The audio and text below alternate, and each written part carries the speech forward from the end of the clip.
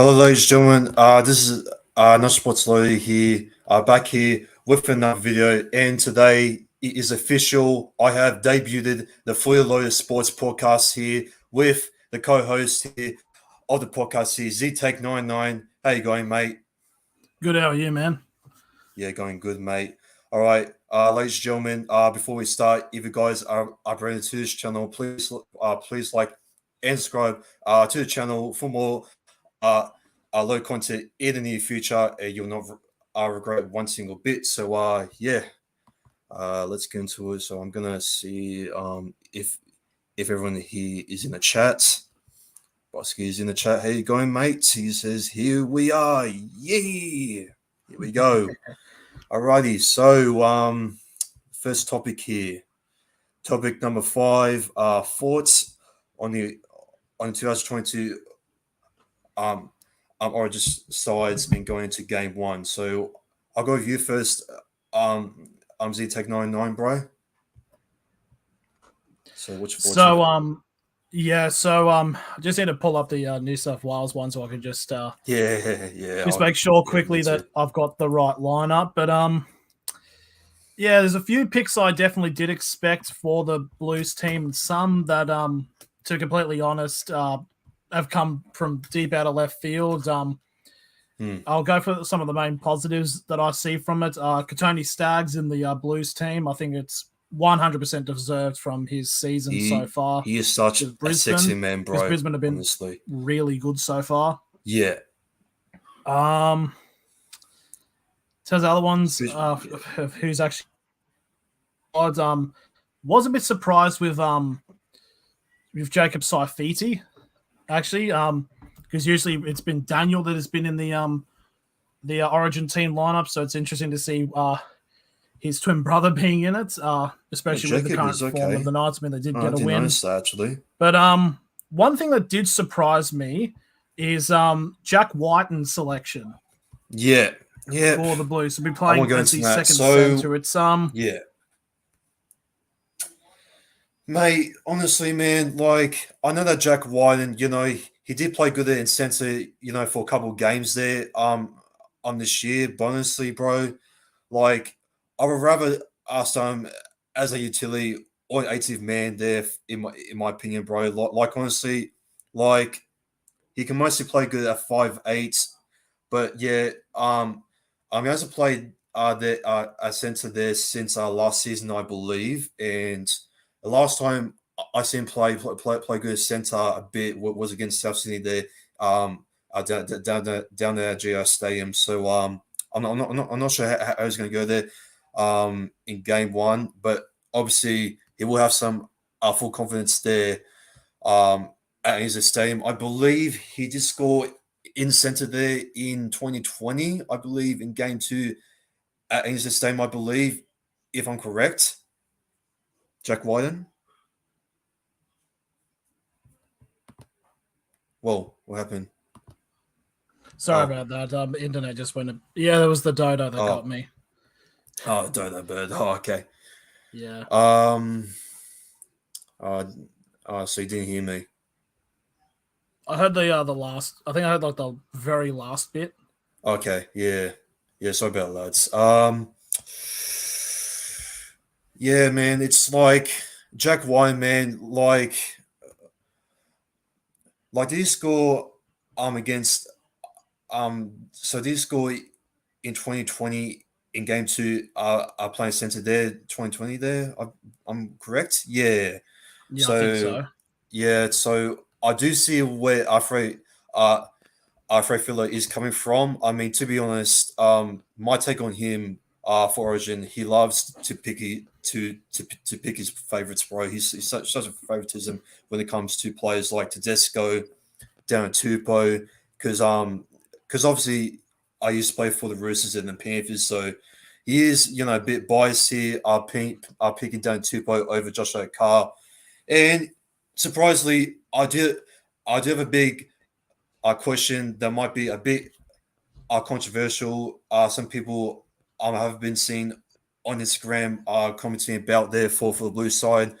Joseph Sawali I know he hasn't been named there in game one, but he has been selected over Joshua Carr there, Joshua Wally. So yeah, what's your thoughts on that, mate? Because honestly, man, I just really I think it's been pushed in too early. I think last year it was just too overhyped for me, man. And sure, he has been good there. I'm over I'm over the last couple of weeks. In my opinion, he can be good on the high ball and this and that, but yeah, pushing him in. I feel like it is the same thing as what it was there. Uh, on how people were like hyping up Matt Burton to push him for 5'8" there for Origin. Look, in my opinion, Matt Burton, yeah, sure, he may have the chemistry there, but not now. He hasn't really proved that he can carry the Bulldogs there out of the bottom four, and maybe Fred Filler maybe has like seen him seen the same as what as what Joshua Carr has did, but I do see where he's coming from, but still, man, like yeah, Matt Burton for me, man, I think he's going to play Origin next year, in my opinion. I just watch. I think next year, uh, I want to get like a new head coach of Bulldogs. I reckon Matt Burton is gonna like click into a form, similar just like on how Sam Walker show the whole world that there's there's got these there's got like this amazing talent and got like rookie rookie of the year type of shit. I basically I know I won't talk about, but yes, it's like R99, bro. What's your thoughts on this, man? Like Suwali's, like I think like the whole Roosters team has been, it's been a bit too like hot and cold. There are some games where they do go really well and some that they don't. I feel like it's the kind of same with Suwali, who has been all right, but personally I don't think he's done enough to be selected for the Blues team, which Hmm. it's just, I don't know, it's very much up there with one of those like questionable decisions that Fittler has made. Yeah, exactly. But he isn't. Yeah, the first time. Obviously, as a promo fan, I asked the question why is putting Gutherson there in centers? He's not a center, Gutherson. Like, come on, like, come on. But anyways, speaking of promo, I really want to talk about the positives here for New South Wales. Lads, Ryan Madison, NRG. They have been named in the game one squad. Yes, on the bench there, RCG playing there in number 16, and Ryan Madison playing number 17. And mate, Madison for Origin, mate, is absolute sex. Um, if you know what it means, if you guys are on on the Discord and all that. But yeah, thoughts on that, mate, on RCG and Madison starting on the bench. uh I think Gamble Gillard definitely deserves it. That mustache would scare anybody. Like he's probably one of the, if I had to pick Yeah, wrestling and anybody all that. in the NRL to not come across in a run straight, Campbell Gillard would definitely be one of them. Madison's also been really good. I think the two Para boys will definitely go well as impact as impact on the bench. I mean, Regan Campbell Gillard is that's a really good player to have come off the bench when Exactly. say Yeah. someone like Yeah. don't- Yeah. We're going where, on there, bro. yeah, I'm just trying to figure out where he would so who would he replace when he comes on from the I bench? think I think he's going to replace, I believe, with Payne Haas because I think he can make you those moves well, and especially there with Junior Paulo and the RSG, combination. Yeah, We are yeah, seeing on how well they can go there for Palmer there in the forwards there. Junior Paulo, the offload master. I'm just playing for New South Wales for a reason, and yeah, he can give you many good balls there. Especially with Master G there and many others with Yo Murray, David Cook as well. Uh, yep. I'm a great dummy half runner there, and yeah, man, there's gonna be a lot. There's gonna be a lot of ball activity there in the forwards there in game Yep. one, which I'm very excited to really see Madison there debuting there for the Blues as well. I actually just seen it on the channel news that was actually pretty emotional. His brother, just came off of there saying, yeah, like a tear. So man, and I just want to like congratulate on Ryan Madison there on going to a debut there for the Blues. So yeah, man, it's just I like it was an absolute dream, man. Honestly, man, I'm just Yeah. so proud. I'm just so proud of Madison. Yeah, definitely. Yeah, because like in my opinion, right? Because the reason why I think he picked Madison because like a like Madison shows so much so much loyalty to Paramela to not only to Paramela as well as but he also shows like a lot of loyalty in his heart. And I had this one crazy thought that Ryan Madison was actually going to be my second pick for vice captain since he has won the premiership there. Uh, of the Roosters there back in 2018, I believe. Yeah, I'm correct. Yep. Yeah, yeah, Yep. and yeah, man, it's just yeah, man. Like I don't see why people really talk about the leadership and loyalty like as a player. And I know I maybe sound like I maybe sucking him off, but I'm really not, man. Like this guy, man, he was a key player to win against the Panthers, and mate, and I know like he has been playing lock mostly well there, but I feel like he's getting back to the form, and I feel like Fred Filler is going to go into that much more.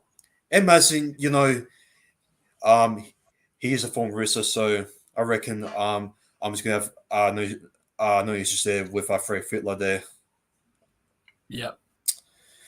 Yeah, I also want to give my thoughts there on Tarek Sims as well. I don't know why Tarek Sims is really there, to be honest. I mean, I'm quite surprised since he is being a little bit biased there to the Roosters. I don't know why he didn't pick Angus Cryan there. So Mm. it's quite a brain explosion that he hasn't picked um Angus Cryan there in second row there. So yeah. Yeah. What's thoughts on that? ZTech 99. Um, Look, I remember there was a lot of skepticism about because Tarek was a part of the game one team last year, and he actually had like a absolutely fantastic performance. So maybe he Fitler thinks that on put him in this Origin thing, this team, and Tarek will sell it to the challenge. It's I am also surprised that Crichton didn't get picked because I think Crichton did go fairly well when he did get selected later on Yes. Yeah. in Absolutely. the series last year. But Yeah. yeah, I don't really have much of a problem with Tarek being put in Yeah. because In my opinion, I thought he wasn't that bad against Storm and all of that down at, at Amy Park. So I do see they still has it in himself, but he is I'm how old um I'm in Sims anyways. So he's I Tarek think he's Sims. like either late 20s, early 30s. I think. So yeah. I mean, I do see why Tarek Sims might have much more experience, but like if you do want to win yourself like an actual series, like I will pick Crying Hmm. over Sims like any day, bro. I just don't rate Yeah. Sims on how he used to, but he's not bad, so we'll see um I mean uh, on how he goes. But last series he was quite quiet there, especially with Murray there second row. So yeah, Yeah. we'll see how it goes. But enough of Blue Squad. Let's get into the Moreau squad. So Caleb Ponga there named in number one, Cobo there named number two, Holmes there, the centers fantastic. Dan Gagai, your boy, mate, in there, number 4. So as always, number 5. Oh dear, oh dear, oh dear, Slater, man, oh man. As we thought, some biasm wasn't enough. Yeah. Slater comes in and says, "Nah, mate, Xavier Coates, I was going to be the freaking wing of the year in this night." So I don't know why I don't know why you pick the worst ever defending winger in the entire league. I mean, you could arguably say Simonson or either who else is the worst ever a defender on the wing. Who else is? Oh, Edric Lee. I think Edric Lee's the worst. Edric Lee. Yeah. Yeah. Some people. I'm speaking of Edric Lee. Some people were actually suggesting Slater to pick Edric Lee. I mean, he did quite. He did quite well there in 2020. But yeah, thoughts on that, mate? The thing with is with Edric, and I've seen this a lot with the Knights. Obviously, he has come back from because he was out for a really long time with his I think it was a foot injury. It was something to do with his foot. Yeah. But one thing I've always seen is he always overcommits to the center when it comes to a wing attack, and he would either commit either too early or too quickly. So all the attackers need to do is just get a pass out to the wing, and it's an easy try. But Coates, Coates definitely can really be. I think he can be definitely developed under the obviously, because it's pretty much the whole Melbourne the threesome. That's basically the exactly yeah the coaching squad. So I mean, if you want to develop a Queenslander, I mean those three are Smith, Cronk, and Slater. I mean, there's not many better. So I actually have no problems with Coates being in. Maybe Corey Oates for more of a yeah, exactly, bro. Like I don't know why I picked Xavier Coates I'm over Corey Oates, bro. Like Corey Oates is an absolute machine, bro. Like I know, like a couple of seasons, he has been on a depleting form there, but mate, Corey Oates, he is an absolute try scoring machine there, especially with his other teammate Sue Cobo, man, absolute machine, bro, absolute gun. Munster, that Broncos backline is so good. Oh mate, tell me about it, man. Absolutely. To my mind, it's been going good for them. Cameron Munster, 5'8", in my opinion, Cameron Munster is the best 5'8" at the moment. DCE, well, it is pretty obvious since Slayer is picking DCE there for captaincy. I mean, you could argue Tino for Sima Lowy, but maybe actually, you know what? I'm quite surprised. I reckon maybe, you know what? You reckon maybe Benjamin Hunt should have been started in halfback rather than DCE, because like Benjamin Hunt, in my opinion, over the last couple of years has proved that he still has a potential from when he has followed his journey from 2015 in this and that. So I'm quite I'm interested to see there that Benjamin Hunt, he's been named hooker. It's interesting. So I don't know why Harry Grant. Harry Grant, he's been named as a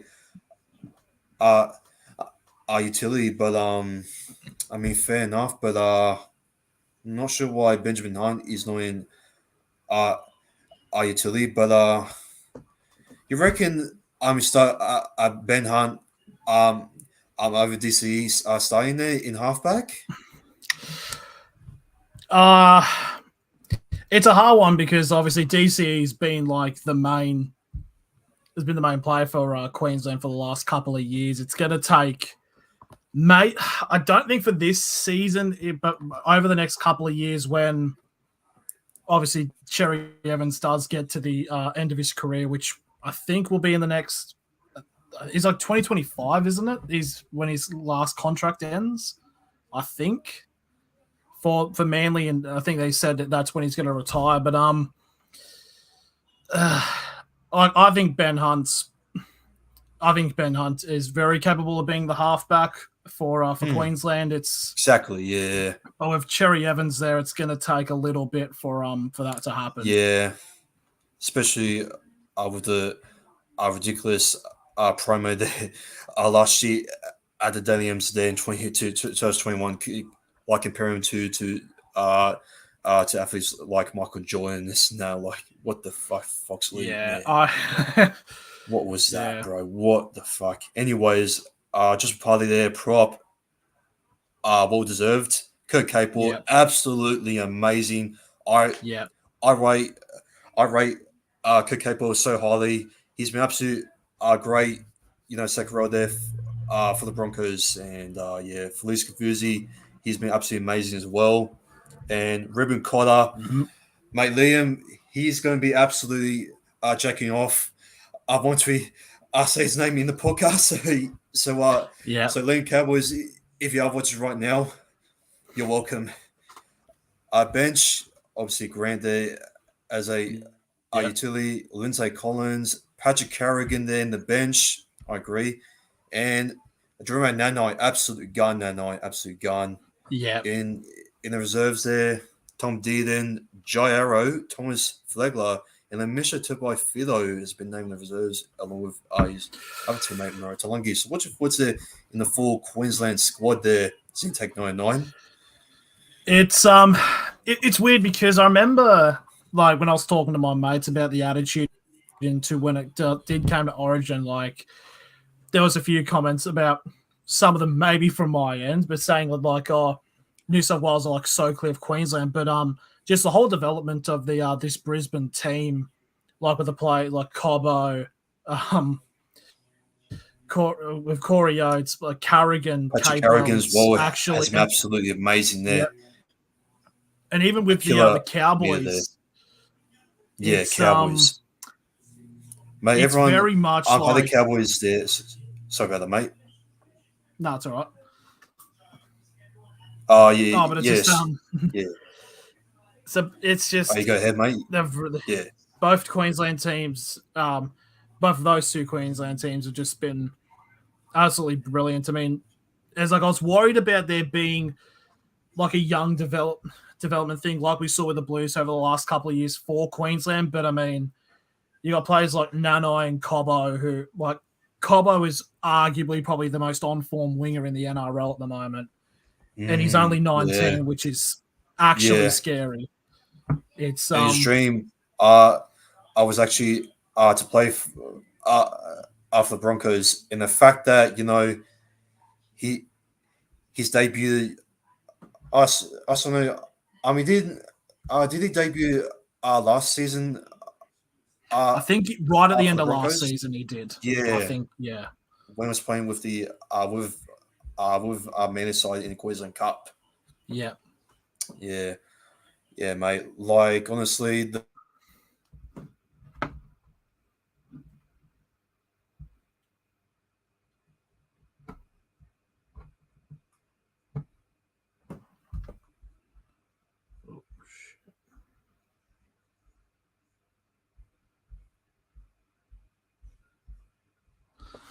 oh God, not again.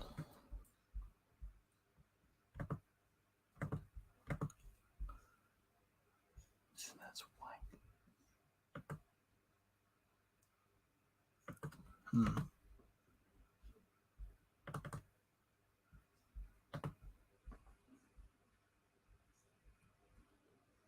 I'm just trying to figure out, is this paused on my end or is it paused on his end?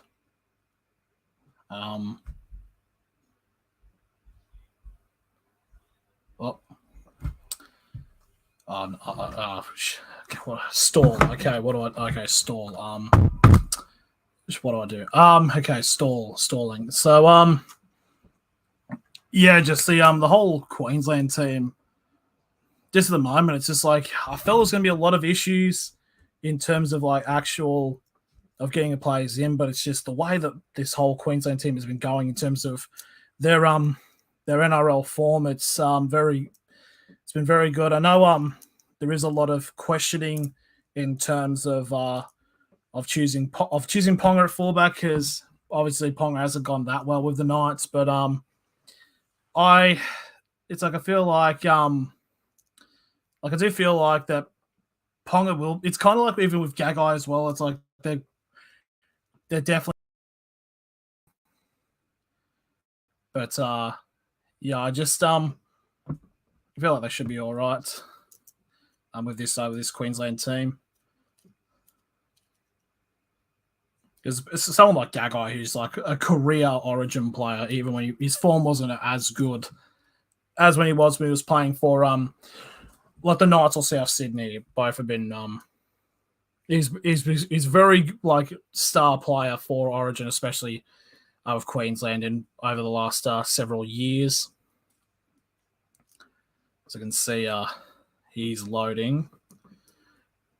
So been interesting that Arrow's been named in the reserves. I actually quite highly rate Jai Arrow for Queensland. He's been going around against South, who have also been a team that have been rather shaky over the last couple of weeks. But yeah, I think it's very well. I feel like Hamiso Tabai-Fado will actually he will get promoted to the interchange at some point because I mean he's an absolute gun. I know he's coming off injury from the last couple of weeks, but I mean he's just another fast player that Queensland have at their disposal. Another young player. It's actually very crazy. It's honestly a bit crazy to actually think about, you know. Just trying to figure it out. Like is this working on my end? It's just don't know if it's just absolutely like, or if I should just like keep going because I don't really know what to do here. But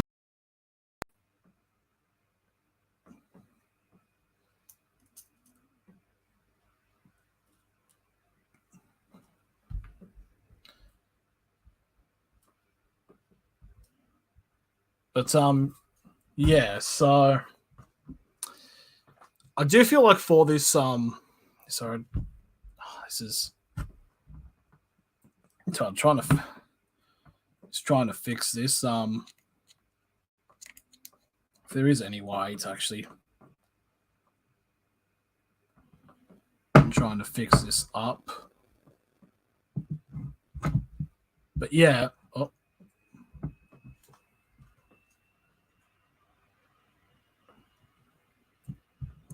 just trying to get the internet fixed up at the moment.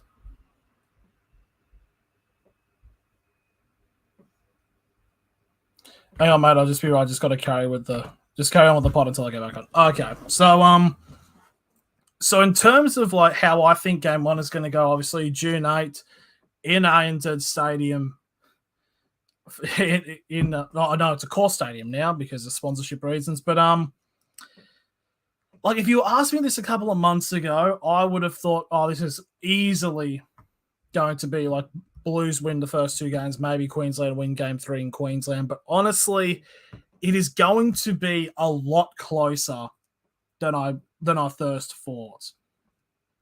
Like there's enough young talent in this Queensland squad to get the job done in Sydney. Because I definitely know that Game 2, the fact that Game 2 is in Perth is going to be really shaky. Like it's gonna, like you don't know what's gonna happen with the weather over there. Like it's basically very split in terms of like the neutral venues for matches. Like I know the Blues would win in Perth, and then Queensland would win in Adelaide. It's hard to tell. But in terms of a prediction, I definitely agree, Bosky. It will go down to the wire. I think New South Wales might just edge it out.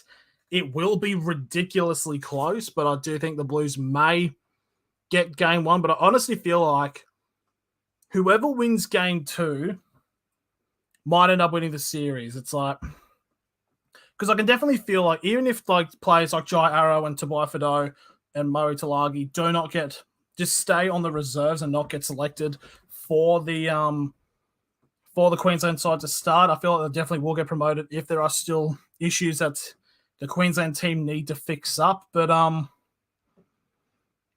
yeah, my personal opinion, I think the Blues will take game 1, but I think it's going to be like a 4-point difference.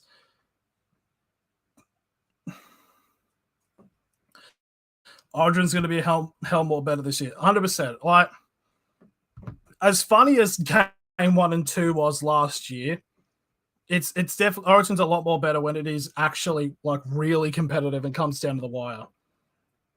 But obviously, as a New South Welshman, I don't want game 3 to be a decider because New South Wales have a bit of an issue with deciders over history, especially with those games happening up at Suncorp. It's